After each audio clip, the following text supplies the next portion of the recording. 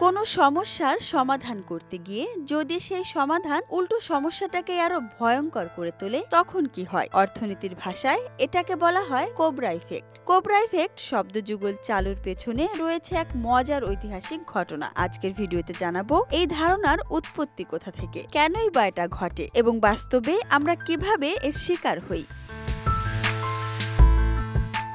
Cobra effect এই শব্দের উৎস ঔপনিবেশিক ভারতের দিল্লি শহরে। ব্রিটিশ শাসনামলে শহরে গোখরা বা কোবরা সাপের উপদ্রব ছিল ভয়ানক। মানুষ আতঙ্কে দিন কাটাতো। তখন ব্রিটিশ সরকার একটি সমাধান বের করলো। তারা ঘোষণা দিল যে মৃত কোবরা জমা দিবে তাকে পুরস্কার দেওয়া হবে।